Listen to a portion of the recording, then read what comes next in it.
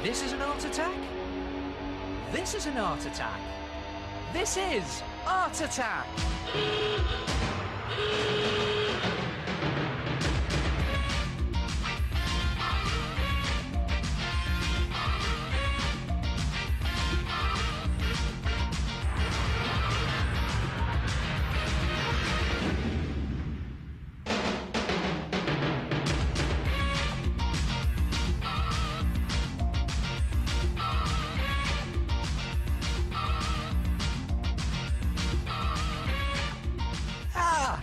Hello there, nice to see you again. I think we'll start with a little bit of magic. In the next couple of minutes, I'm going to turn this into this. Look at that, a fantasy castle. Come and have a look at this. Take a polystyrene cup and tape it upside down to an ordinary piece of A4 size drawing paper, and then, I love doing this, stick your finger into the top like that and rip the whole of the bottom off your cup. And you don't have to be neat at this stage. Art Attack never is it? Then take the inside cardboard tube from a kitchen roll and stuff that into your paper cup. Now you might have to press it in so it's a tight fit, and tape that into place. And then just scrunch up a paper ball, scrap paper, and put that into the top just to block it up, and again just tape that into place like that. And then take the inside from 3 loo rolls, just the cardboard tubes, and place them into position so that they're roughly halfway above your kitchen roll tube. Look at that, just halfway above there, like that. Tape it into position, and then do another one on the other side again, so it's half of the tubes above your kitchen roll tube, and then put one on the back like that, that's slightly higher than the other 2. And now to make your pointy roofs. And the way to do that, watch this, good little tip this. Just take an ordinary A4 size piece of drawing paper and start to roll it in one corner. And as you're rolling, just turn to the right like that and roll your paper over, and it starts to roll itself into a paper cone. And then when you've got it into position, just tape it. Again, you don't have to be neat. And then cut it so that it's roughly the same height as a loo roll tube, and so it's wide enough at the bottom to fit over the loo roll tube. And bring your castle back in like that and pop it on the top, and then do another 2 for all 3 turrets, and you have something that looks like this. And tape them into position. And then to add the detail onto your castle, just take some strips of scrap paper and just twist them into shape, and then bend them, one for the door, like that. It can be a little bit fiddly, so just tape it into position as you're going, and do exactly the same for the windows. Now, I've got some tape on this one. I'll just show you 1 window up there, but you can do 3. You can do as many windows as you like. And there it is, nicely taped into position. And now the good fun bit. Turn the castle to stone. And the best way to do this is to take some PVA glue, it's the ordinary white school glue that you get in the squidgy bottles, and mix it with water. 2 parts glue, 1 part water, and just paste it on to the front of your castle. And stick on some strips of either loo roll or ordinary tissue paper. And just stick it on where you've pasted, and then paste again on top. And I love doing this. It's a great technique, this. It just finishes your work off, and just stuff it in to all those cracks and creases. And you can even go down onto the base, the paper base, and that will later on strengthen up the base of your castle. Again, just pasting it on to all those nooks and crannies. And the idea is to cover the whole of your castle, all the windows, all the detail, in 2 or 3 layers of tissue paper or loo roll and PVA glue. And if you leave it to dry overnight, when it's dry, you'll have something that looks like that. Look at that. There's your castle. It's gone rock hard, and you've got this fantastic sort of stone effect.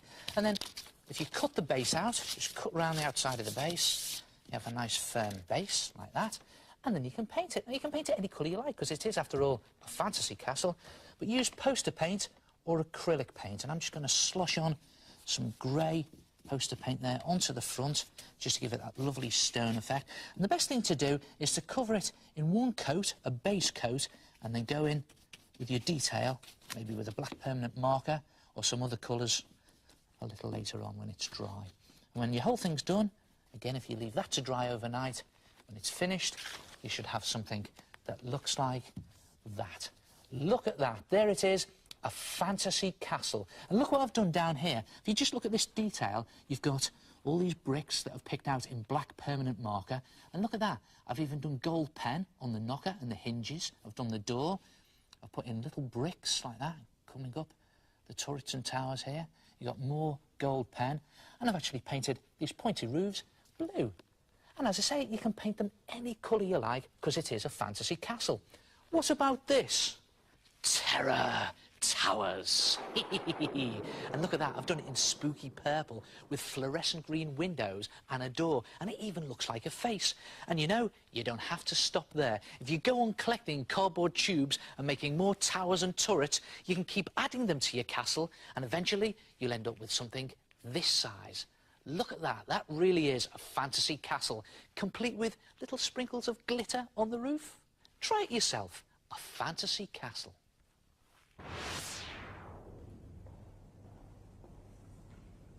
Hello, it's me, the head. Those look great. And it all starts with a polystyrene cup, a kitchen roll tube, and 3 toilet roll tubes. Then make paper cones for the roof and cover the whole lot with 2 or 3 layers of toilet roll and PVA glue. When it's dry, paint it. Then keep adding to it to make your dream castle. And here's mine. Well, I don't have very interesting dreams.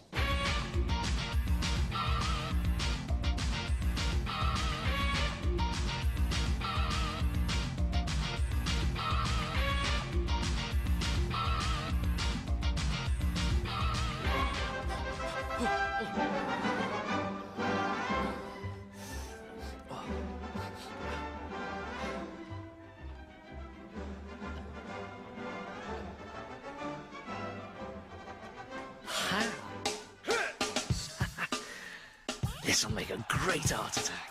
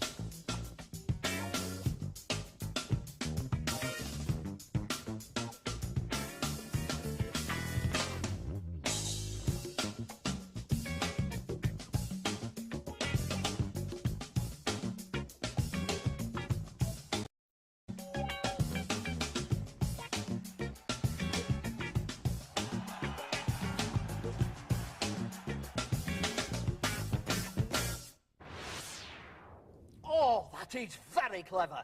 He had me guessing right up to the end. Hey, I've done a picture of ice hockey. You've got to see this. Oh, I'm too much. Have you ever noticed how many different types of clouds there are in cartoons and comic strips? They're everywhere.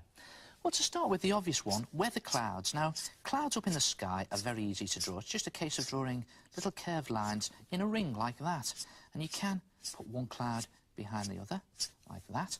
Or you can make them an irregular shape. You don't just have to do a ring. You can do them going all over the place like that. And you could even put the sun behind them, just radiating out like that. And if you want to make your clouds look even fluffier and thicker, just take a light blue pen or pencil, just draw some little curved lines along the inside of the cloud. They look nice and thick and fluffy, like that. Well, it's not just weather clouds that you get in comic strips. What about some special effects clouds? Now, here's a dust cloud to start with. And you've got this dust cloud just creeping along the floor like this, little curved lines creeping along the floor, and they get bigger the further away from whatever's making the dust. Look at that. And what about some whoosh clouds? There's a whoosh cloud. Watch this. Makes it look as if the car is whooshing along. Now, here's a good tip to remember how to draw whoosh clouds. Just remember 33. Watch this. Little 3, big 3, and then a couple of whoosh lines. And there you have a whoosh cloud. Do it again. Little 3, big 3, and then you've got a whoosh cloud. Now, you also get whoosh clouds in explosions. Explosions are very easy to draw. You just draw this very crazy star shape and write inside it whatever noise it's making, bang, crash, or even wallop. And then you've got some whooshes coming out the side. Remember? Little 3, big 3. I'll draw another one in there. Little 3, big 3. And if the whooshes are going the other way, you have to draw the 33 back to front. There it is. One up there. Little 3 and a big 3. It's OK. Let's put some special effects clouds into this comic strip. There's Cowboy Tex riding across the desert on his horse. Dust absolutely everywhere. Little curved lines just creeping along the floor, getting bigger the further away from the horse they get. Lovely weather, though. There's just one cloud in the sky. Little ring of curved lines there. Tex gets very tired and he decides to stop off for a coffee break. So he lights his campfire. You get little puffs of smoke coming off the campfire, just rising into the air again, just drawing little curved lines in a ring. Very soon, he falls asleep, and his coffee pot starts to boil, and you just get whooshes of steam coming out. Little 3, big 3. There's a 33. Do another one there. Little 3, 33. There it is. Meanwhile, on the other side of the mountains, the Indians are watching the steam rising from Tex's campfire. Now, as we all know, cowboys and Indians love their coffee. So all the Indians get onto their horses and go galloping across the desert towards Tex. Dust flying everywhere. Look at that. Little rings just getting bigger, creeping along the floor as they get further away from the horse. Now, Tex panics. He thinks they're chasing him. So he gets onto his horse and he gallops off into the distance with a whoosh. Now, this whoosh is back to front, so you've got a little 3, big 3, another 33 back to front there, and one more down here. Watch this. Little 3, big 3. And so the Indians didn't get their coffee after all, which made them very angry. In fact, so angry, they've got whooshes of steam coming out of their ears. Look at that. And there it is. Try it yourself. Put some special effects clouds into your cartoons.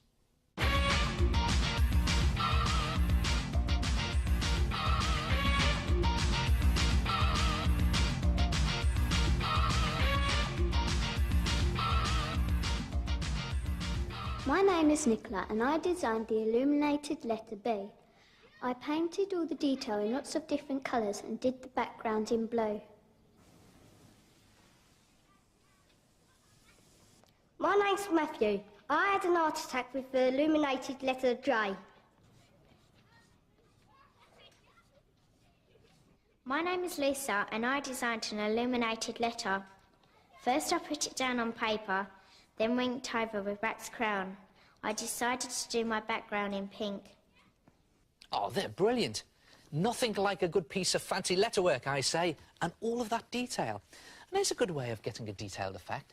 if you just cut a piece of pattern paper, any type of paper that's got a pattern on it, could be wrapping paper, could be wallpaper, even a magazine photo that's got lots of detail in it, and cut yourself a piece of it, and then just draw a big block capital letter right there in the middle. Now, you could do any letter you like. You could do your initial. I'm just going to do A for Art Attack. Just make it as neat as you can. You can always neaten it up when you're cutting it out. There it is. There's my letter. And then cut it out, and you have something that looks like that. And then cut a square out of another piece of pattern paper that's just bigger than your letter. This time, a different coloured pattern paper. Or you can use a photograph. Look at that. That looks good. But it has to be a contrasting colour or design. I think that's good. Very different. So I've used that. And then just place or stick your letter onto this square of paper, and then stick that onto a piece of plain paper, so that you have something that looks like that. And now the fiddly bit. Take a gold pen and then very carefully just go around the edge of your letter with the gold pen. Just very carefully following the raised edge of the letter that you cut out. And it's a good idea to cut that letter out very neatly so that you have a nice straight edge to go along. And just do it very carefully with your gold or silver pen. Silver pen would work with this. And when you've done that, go around the outside of your pattern square, like this. And don't rush it. Just doing it very carefully. And when you've done it, you've got something that looks like that. Look at that, your own illuminated letter. And you can do your own design instead of using pattern paper. Just back a patterned letter onto some ordinary paper, like that. And I've cut this A out of wallpaper. As you can see, I've gone around it in gold pen and then around the plain piece of paper in gold pen. And then just put some geometrical designs on there. And by geometrical designs, I mean straight ones.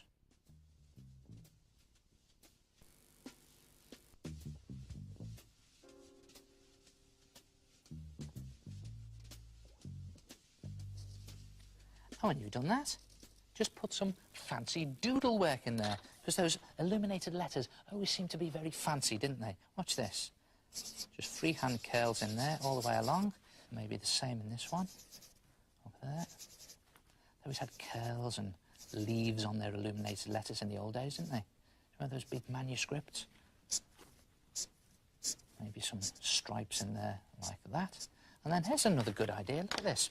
If you take a 2p coin and just place it halfway over the edge of your square like that, and then with gold pen, just go around the outside of it, and then move it up, and do it again, and move it up again, and keep doing it, and go all the way around your square, and maybe you could even put some dots in, like that. All adds to the pattern. And when you've gone all the way round, you'll have something that looks like that. Look at that. A homemade illuminated letter. I think that's a brilliant effect, that. And what do you do with them? Well, you could stick them on the front of exercise books, or maybe on the front of a greeting card and send it to someone. And what about using it to start a piece of writing like they did in the old days? And you know what? You could also do a whole word out of illuminated letters, maybe art or even your name, and stick it on your bedroom door. Try it yourself, an illuminated letter, and I'll see you next time. Ta-ra!